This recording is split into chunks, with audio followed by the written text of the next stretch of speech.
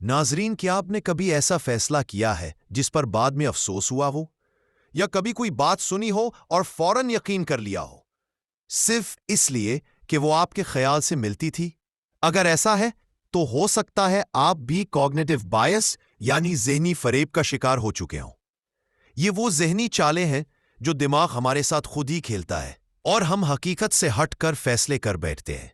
आइए मैं आपको 7 आम ज़हनी गलतियों के बारे में बताता हूं और साथ ही उनका हल भी।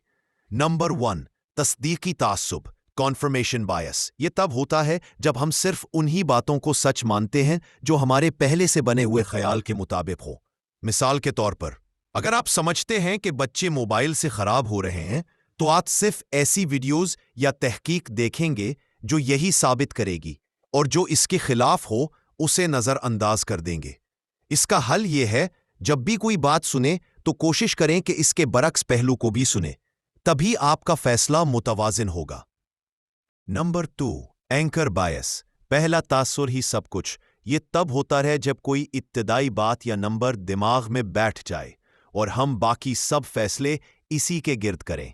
मिसाल लीजिए, एक चीज की कीमत दिखाई 5,000 और कहा गया कि डिस्काउंट के बाद अब सिर्फ 3,000 में। आप फौरन खुश हो जाते हैं, लेकिन असल में शायद इसकी कीमत 2,500 होनी चाहिए थी।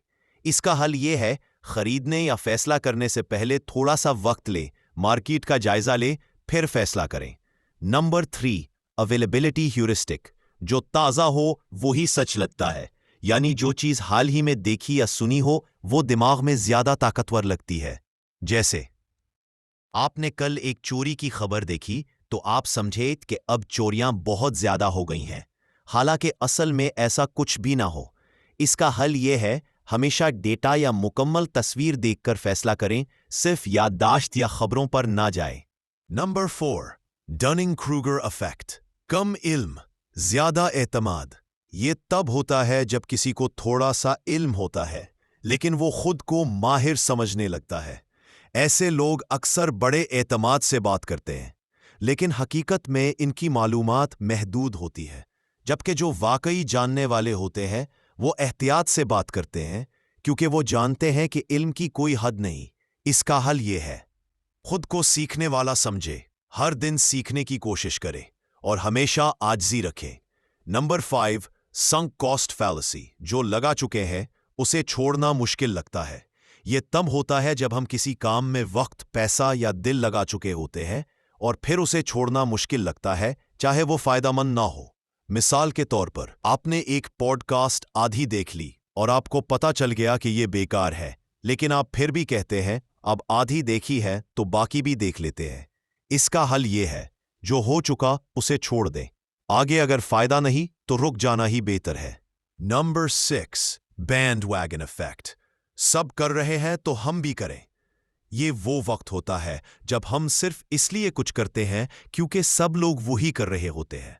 मसलन, सब लोग एक खास फोन ले रहे हैं तो हम भी ले लेते हैं, चाहे हमें इसकी जरूरत ना हो।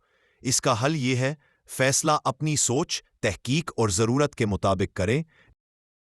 नंबर 7, हेलो इफेक्ट, एक खूबी पूरा किरदार। ये वो फरेब है जब हम किसी की एक बात पसंद करते हैं और समझते हैं कि वो हर लिहाज से अच्छा है। जैसे अगर कोई शख्स खूबसूरत है तो हम मान लेते हैं कि वो ईमानदार, समझदार और मेहरबान भी होगा, हालांकि ये जरूरी नहीं।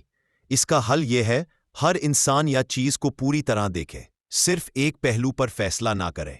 अब आखिर में एक सवाल आपसे, क्या आपने कभी इनमें से किसी गलती का शिकार खुद को पाया? अगर वीडियो पसंद आई हो तो लाइक करें, सब्सक्राइब करें और दोस्तों से शेयर करें।